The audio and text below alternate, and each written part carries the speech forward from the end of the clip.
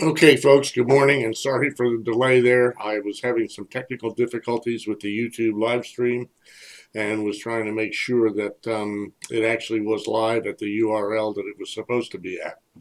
It seems like it should be doing that now. I'm looking at my other computer, and it doesn't show exactly what I thought it was going to be showing. It's still showing the first slide that says our program will begin soon. So I'm not quite sure what's happening here, and I'm not so sure that you're actually being able to see this. It looks like now it is live and it is working, and so we should be okay. Anyway, good morning and welcome to a new week, the week of January 25th. I'm John Turino. I'm your local marketing consultant, and this program is called Monday Marketing Minutes. Let me pop up to the next slide. I've been doing Monday Marketing Minutes now since about November. And one of the features is real-time live answers to your questions.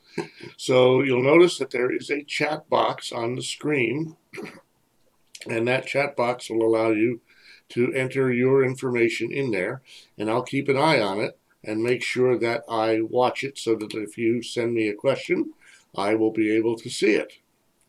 So please do use the chat box, and we will go from there. So let's make that a little smaller. Whoops, made it too big. And so today, besides the answers to your real-time questions, we're going to be talking about some marketing advice I have for you, today's marketing tips as well. And I want to talk with you about upcoming guest speaker presentations. I'd love to have you in 2016, but I also have some others. And then each week I do include a page that says viewer questions that have come in before or between episodes. We do this every other week. So please do mail me your questions at john@johntorino.com. And that way I can answer your questions. Because really, this is where you get your answers. If you don't ask the questions, I can't answer them. I do put them up, as I said, in real time during the broadcasts. And when I did the survey here, it said that most people really liked the real time viewer questions. So please do make your fellow viewers happier.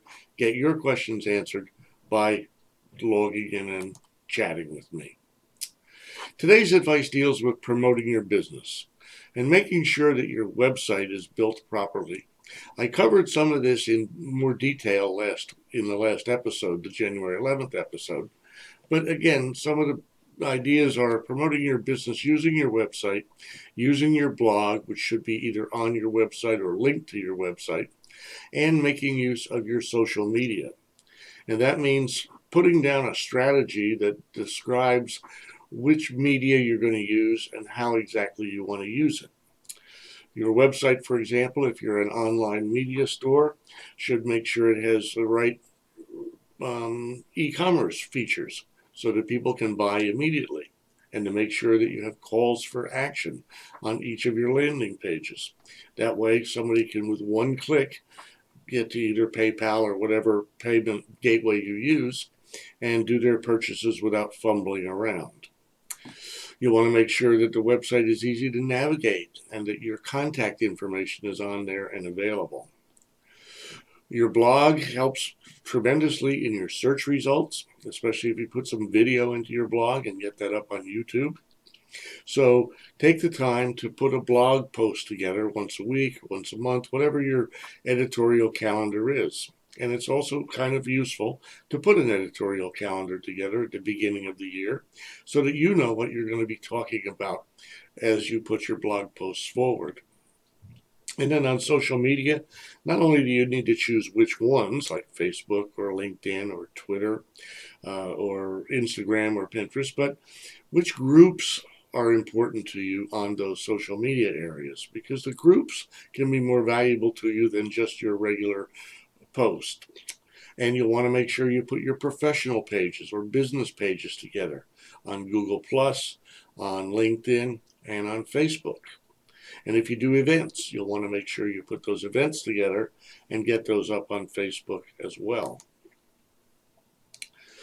When it comes to building your mailing list or building your contact list and keeping track of things, when you're out networking with people or they visit your site, one of the things you'll want to use is customer relationship management tools. I've shown a couple of them here. There's Zoho up there and Salesforce. There are others that are available to you, and they're used to capture leads and also to keep track of what you're doing with those leads. It helps you keep in contact with your prospects. Some of these actually have newsletters built into them, but it lets you keep contact with those customers who've already purchased and see if you can either upsell or resell or add new products. And I am a firm believer in using email newsletters. Uh, I listed a couple here again, MailChimp and Constant Contact as possibilities, but there are others. And when you do use your mailing system, your emailing system, you'll want to make sure that you include graphics, that you want to make sure you include videos where possible, and you want to use testimonials because they're very, very powerful. Now, in today's world, where anywhere from 50 to 80% of people are not using desktop computers but are looking at email and looking at websites and blogs on smartphones or on tablets, you'll want to make sure that you pay attention to what that email or blog looks like to make sure it looks good on a phone or a tablet. People do not like to have to scroll sideways to be able to see what's on or turn their phone sideways. So all of the mail programs I use have previews that allow you to see what your email is going to look like before you send it out. So check that and make sure that it's right before you start doing things. Otherwise, you'll just turn people off. Another thing to consider is marketing automation with programs like Infusionsoft. And there are others, but this is one that seems to be very popular. This allows you to do what's called drip marketing campaigns. It allows you to capture leads. It allows you to send people to landing pages. It allows you to schedule campaigns. So there's all kinds of things that can be done automatically if your business is of the size where the fees for a tool like that are important to you. Or if you're just starting out and you have a budget and you've budgeted for that, just like you've budgeted for email and budgeted for your CRM tools, then you can do some pretty fantastic things in terms of building your funnel and filling your funnel. Now, we don't have a guest speaker for today. I do have a few volunteers from one of the earlier broadcasts at the end of 2015, but I am talking to some folks. Work is in process for that. I've been talking with Michelle Moore, who is a self-defense expert, and she'll probably be on. There's a little bit of an issue of how I'm going to get these people into the broadcast, and I'll be working on that for the next couple weeks. I tried doing this with Hangouts, but the replay resolution is really not up to snuff. So that's why I'm doing these live streams. But I'm not sure yet how to get somebody's face into a live stream with video from their location. So I'm working on that. And if any of you know how to do that with YouTube live stream, please do send me an email and help me out here. I'm a pretty good marketing guy, but I'm not necessarily up to speed on all of the nuances and techniques of all of these new broadcast things. I did try go to webinar once for this on December 25th episode, but it only recorded the audio and not the video, and I'm not sure why, because I tested it beforehand. So I must have done something slightly different. Anyway, I have a good friend of mine, Jim Teasley, who has a company called, or works for a company called Send Out Cards. Jim is a fountain of knowledge and a wealth of information, and I'm going to see if I can get Jim to be a guest speaker. And the guest speaker will be 5 to 7 minutes talking about effective ways of marketing, things that have worked for them, things that haven't worked, so that you can gain the knowledge that not only I can help provide for you, but also for others who are out there. Chris Carasella is a farmer's agent, and he has some war stories to tell about what kinds of marketing activities have worked for him and what have not worked for him. So I encourage you, if you have some stories to tell, if you'd like to become a guest speaker, that you volunteer to do that, to share your experiences. what works, what doesn't. Just give me a call at 503-705-6562. That's my cell phone. Or send me an email at john@johnturino.com, and we'll see if we can't get you going. Now, I did get some viewer questions in between last broadcast and this broadcast. The first one is, how do I get more exposure on social media? And I hinted at that a few minutes ago when I was talking about groups. You can oftentimes do searches for people and searches for groups for people whose interests would make them likely suspects for your products or services. So instead of spending a bunch of money up front, for example, on AdWords, on Gmail or Google, or on Facebook ads, or sponsored posts on LinkedIn, you might, let's suppose you're selling stuff for tax stuff for people who ride horses, and so you're selling saddles and bridles and blankets and stuff like that. You'll be far better served going into Facebook or LinkedIn, probably Facebook for that, and maybe Pinterest as well, to find the people whose interests and who belong to groups that those kinds of folks belong to. And that way, when you target your advertising, you target your blog posts, and you target your social media posts, that they're going right to the kinds of people who are really interested. So this boils back down to getting started with your marketing plan, your marketing strategy, and making sure you've really identified your target customers, your ideal clients, and then sorted out where to find those folks and how you're going to find those folks. Another question that came in is, are chambers of commerce good investments for my marketing dollars? And I'd say the answer to that is it depends. It depends on who your target customers are. My experience has been that most chambers of commerce, at least the local ones, are made up of small businesses, folks anywhere from 1 to 5 kinds of employees, although sometimes the bigger businesses do join to try to market to those smaller businesses. So if you're doing something, for example, like printing services, belonging to a chamber of commerce might be a very worthwhile investment. Same way for something like janitorial services, unless the majority of the people in your chamber work from home, in which case that probably is not a prospect. So the answer, us consultants are that way. The answer is it depends. And that's really what you have to take a look at and decide, is it right for me? Is the demographic right for that? And by the way, if you belong to a chamber of commerce or decide to join one, make sure you get involved in the committees or the event planning. It's much more likely that people begin to know and like and trust you and do business with you if you're actively involved rather than being passive. And remember, you got to show up. You got to be there for their weekly meetings or monthly meetings or however often they happen, if you're going to be successful with chamber or other networking group memberships.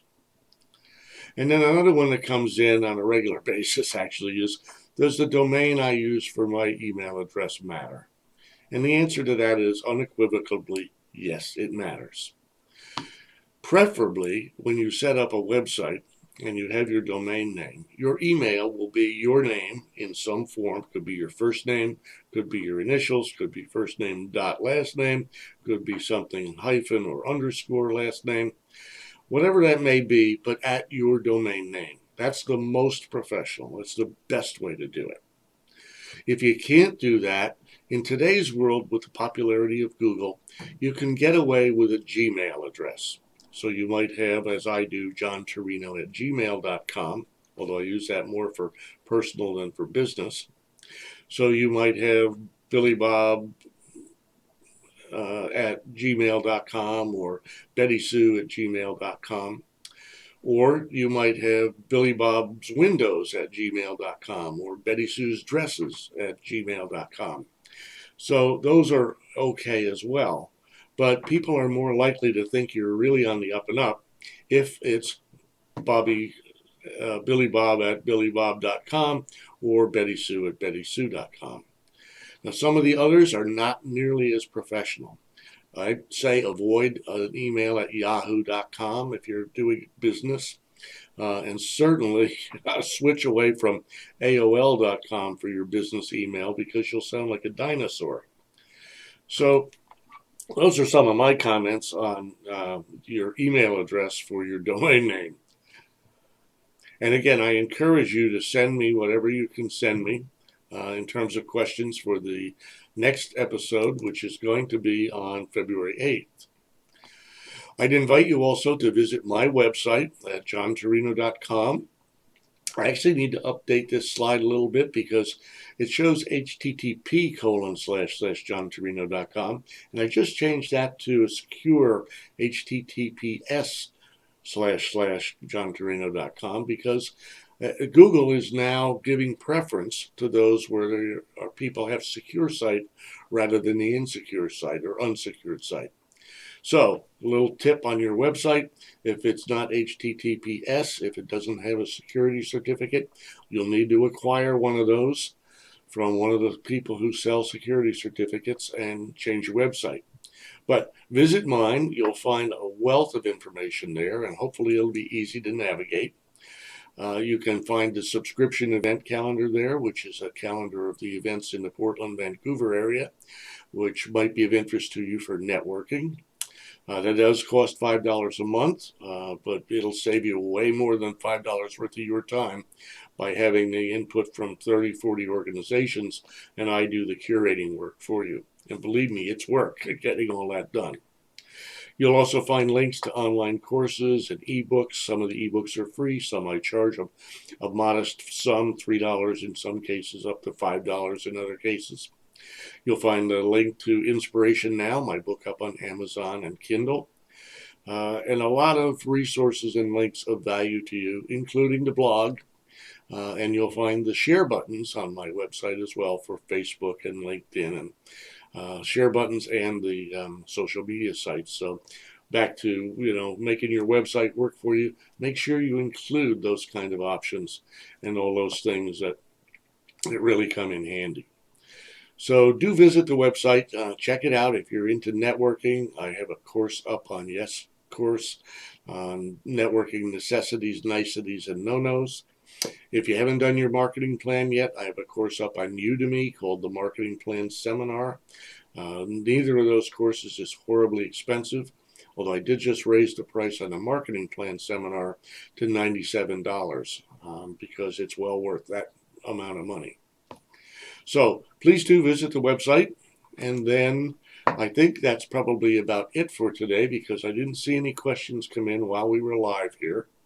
The next episode will be February 8th, 2 weeks from today, starting at 9 o'clock.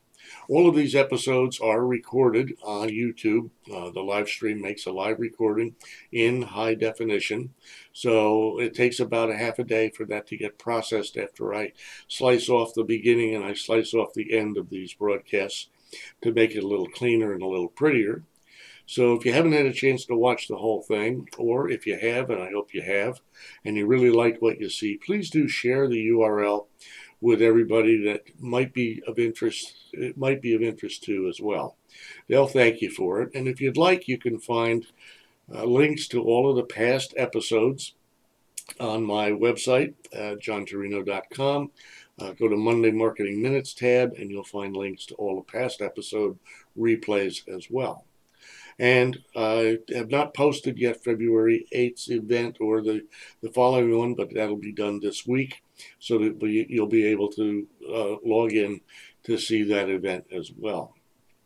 So the live stream link will be posted soon on LinkedIn and Facebook and on the subscription event calendar at johnturino.com. Anyway, I think that's it for today. The survey I sent out in December said 20 to 25 minutes for these events. We're at 25 minutes, although the first 5 minutes was technical difficulties.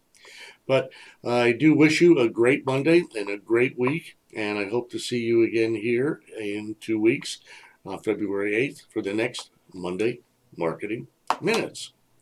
So have a great day. Have a great week. Thanks.